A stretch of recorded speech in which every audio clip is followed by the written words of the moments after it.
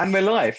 Thank you very much for joining me on the videocast series, and also available on the usual places for the podcast as well.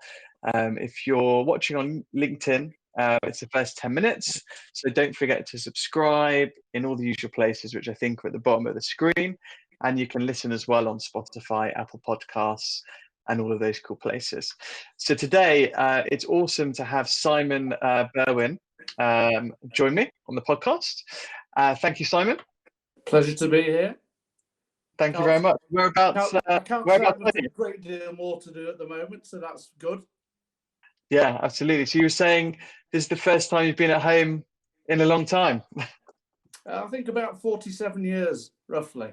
I'm a man who's travelled on business all my life, but now the time has come to slow it down. Wow. So what have you been doing? Well, we had a wonderful business, which was a suit manufacturing business. We manufactured originally in 3 destinations in Yorkshire, primarily Leeds.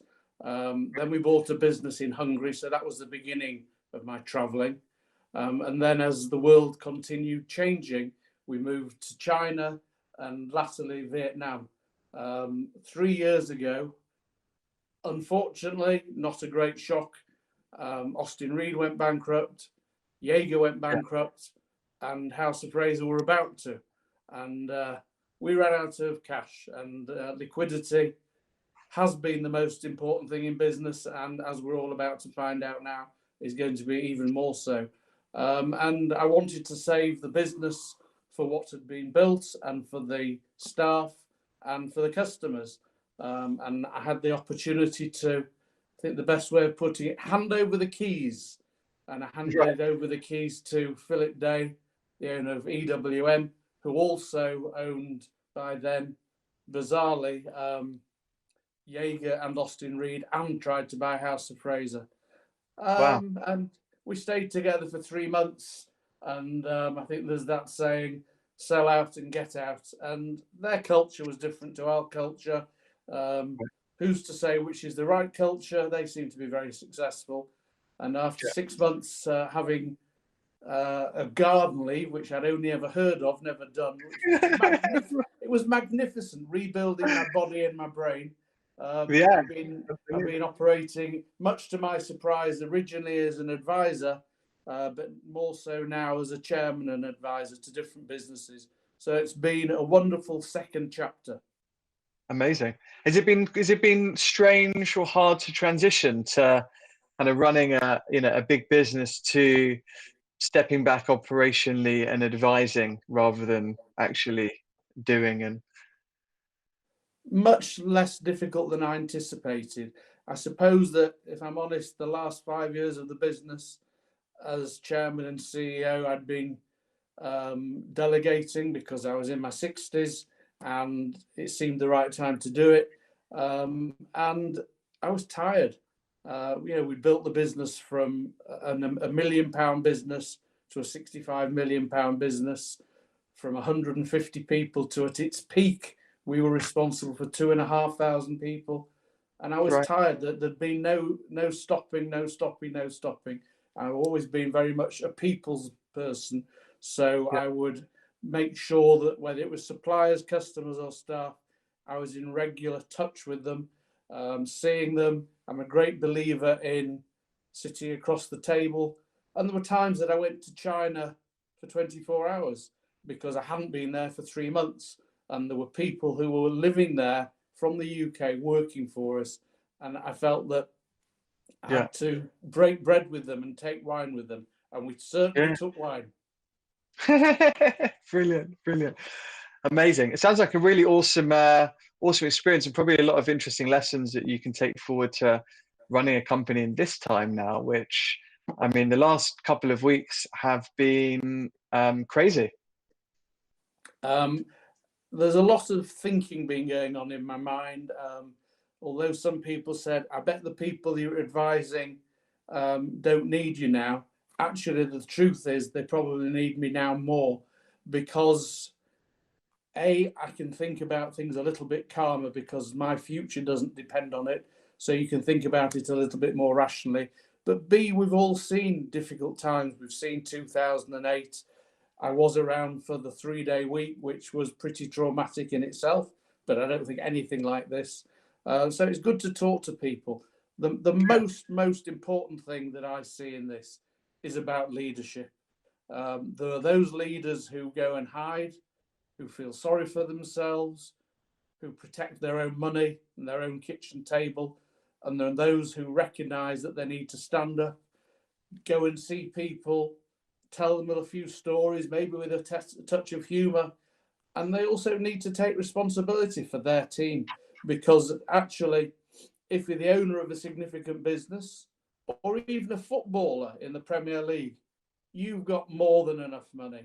And now's the time to share not only money, but good deeds and kindness. And I hope that this will be a time that will change a significant amount of the population, although there will always be those, for example, those that are still trying to go out for a drink and those that don't want to stand 2 meters away from you, who are just, unfortunately, the only word you can use is ignorant and selfish.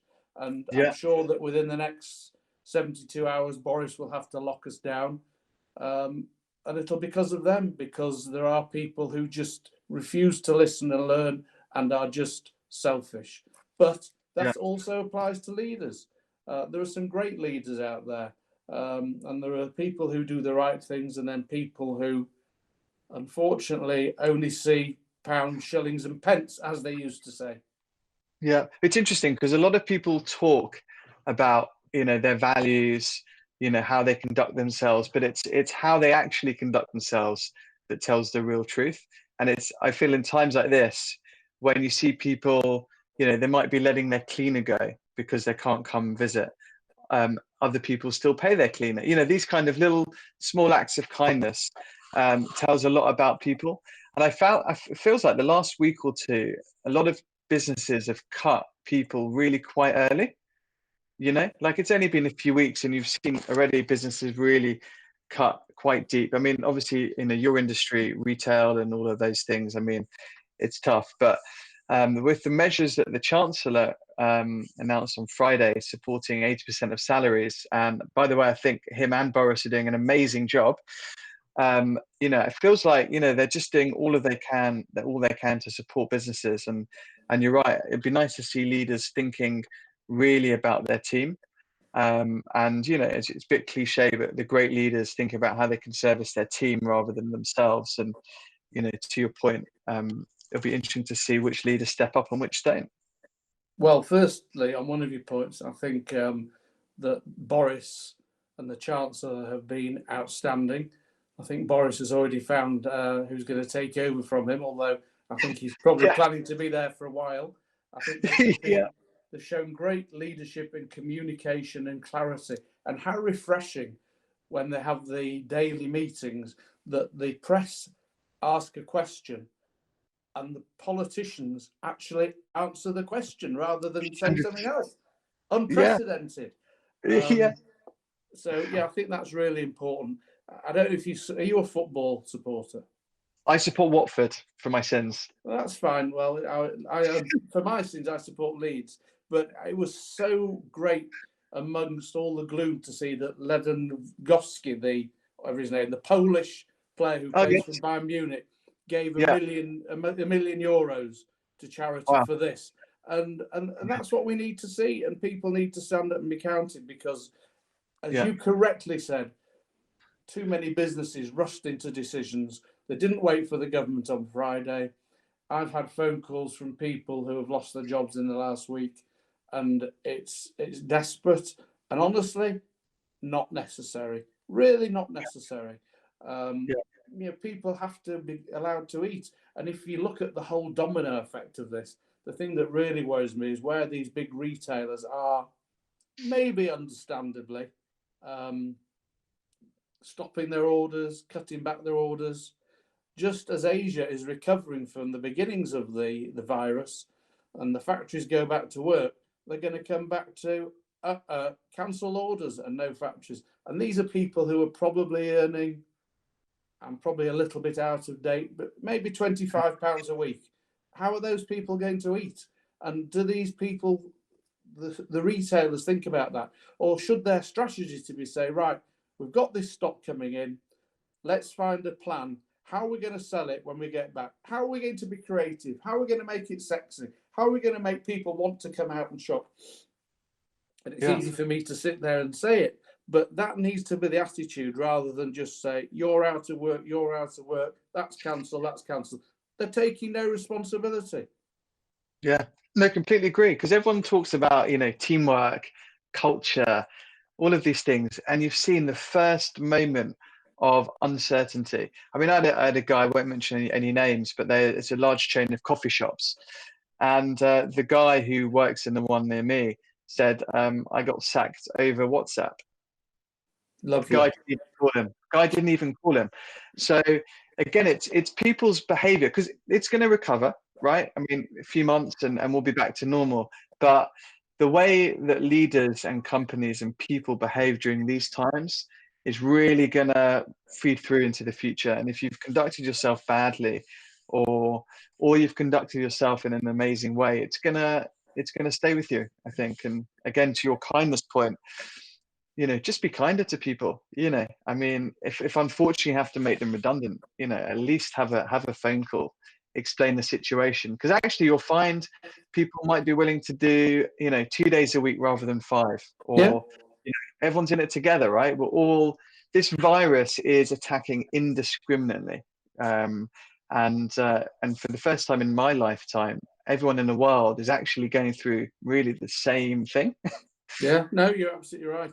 I think that I just find that people who are better off and leaders have really got the next thing Boris needs to say is those people have got to stand up. You know, it doesn't make me. I'm a lifelong Tory. I come from a comfortable family, not a wealthy family, but a comfortable family, and we'll be eating 3 meals a day throughout this. And by the way, when you say we'll recover in a few months, we won't recover in a few months. This is a long recovery. You're right. But this is the time to help. I'm involved with a charity, and we're going to launch a crisis appeal tomorrow, because charities now are really, really in a very, very difficult position, because they need the money, because they've got, you know, if they've had problems with people who are not well off, who have got mental health issues, then they're going to have bigger problems. And asking people to help them will be difficult when maybe some of their bigger subscribers have lost 20% on the stock market, 30% on the stock market. But you've just got to think, am I going to be able to feed my family? Yes. And when you see a picture of Richard Branson standing on his island asking for help from the government, well, I think he should put his hand in his own pocket. Absolutely.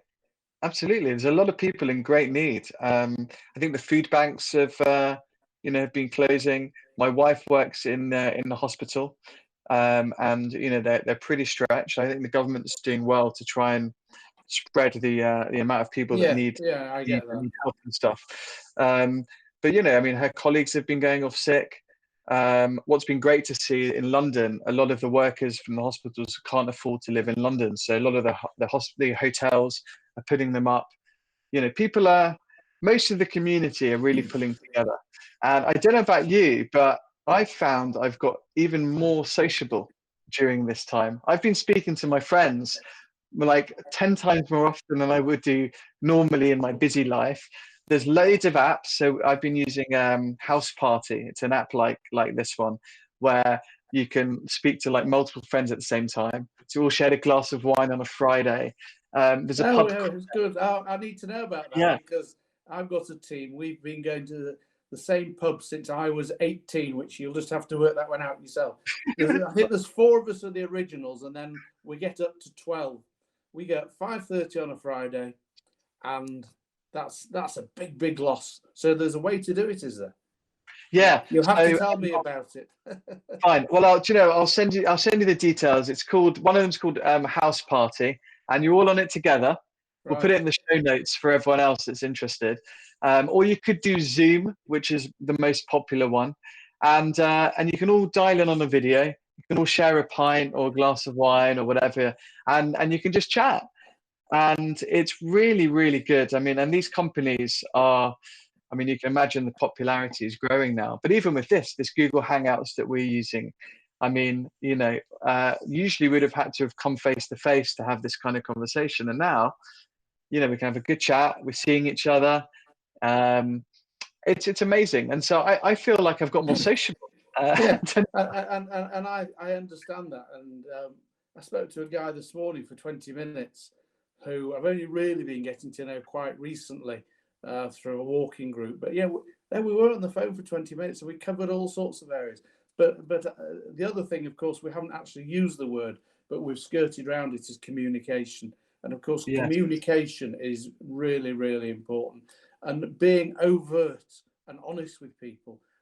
Not sending people a note, as I saw in Draper's Record, our trade magazine, over the weekend, where somebody was given 2 hours to sign an agreement to cut the salary by 50%.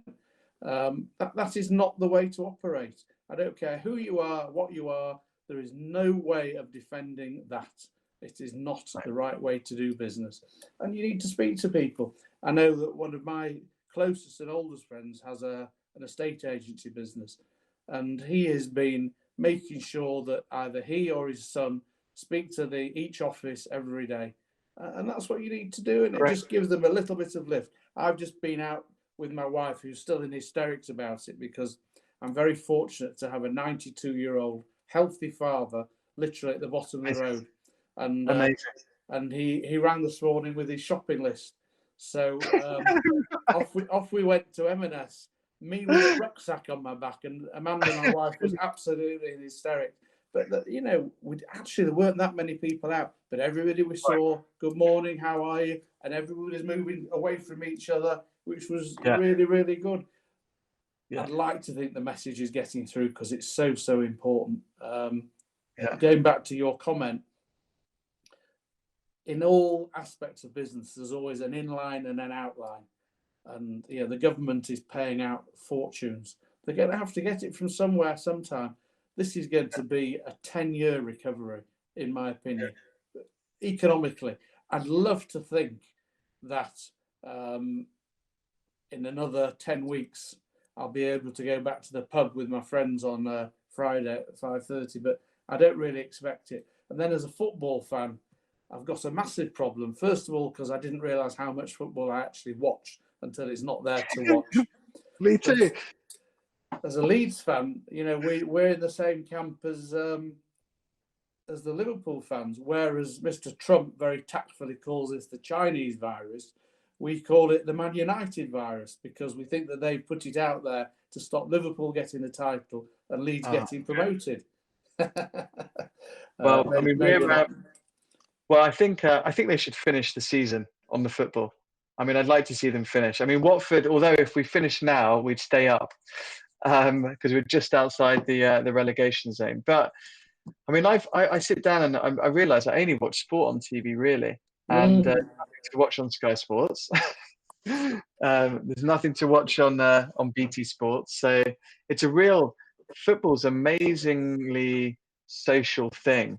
And for it to stop, you should realise just how important it is for society. I mean, it's true. I by the way, I think you've got a wonderful, wonderful manager in Nigel Pearson. Yeah. Amazing. I mean, you can't underestimate how responsible he was for the Leicester title.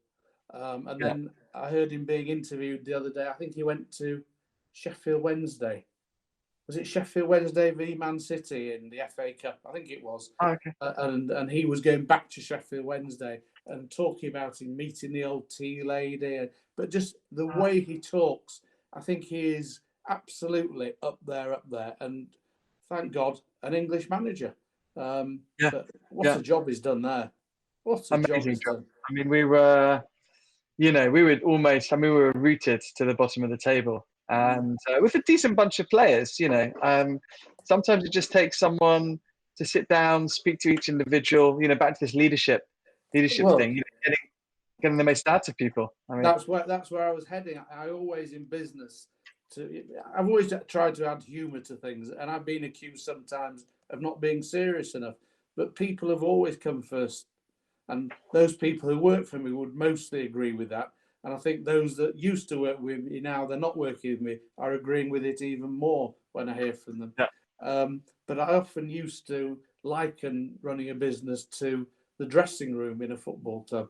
I would not like to have Paul Pogba in my dressing room. And I think that that's the same in a business team. The chemistry of people is really important. And the chemistry now, even if a WhatsApp group, if you have a WhatsApp group and you all have the same approach to life, is really, really important in getting the best out of the majority. Definitely. I've been talking a lot about, as we talked about, kindness, and hiring for kindness is a really cool thing to be able to do. Imagine if you had a team of kind people, going through this crisis, and there's different things you can do to hire for kindness, and it's not often talked about. And I think hopefully after this episode, we'll see more people focusing on the things that really matter. You can train skills, but I think you saw the article that Draper's Record asked me to write last week. You're right. But they asked me to write an article. They didn't say what. And they did talk about me possibly doing another one this week. And I think if I do one this week, I'll refer to the fact that in the past, on a monthly basis, they look at a number of stores and they talk about their windows, or a number of stores they talk about the menswear or the kidswear. I think that when this is over, they should talk about businesses and the leadership and the kindness. And people should be honest about what they think about the business that they work with.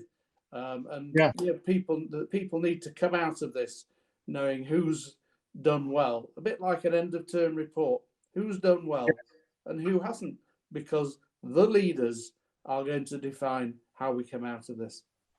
100%. It'll be interesting to do a poll of the employees and their thoughts on how the leadership have navigated each company through. The other thing I'm seeing a lot of, and I understand why, but there's a lot of selling going on, by brands, and sometimes a little bit, I say tasteless, but I think the approach of continuing to market and sell your products, people need to think about it a bit carefully.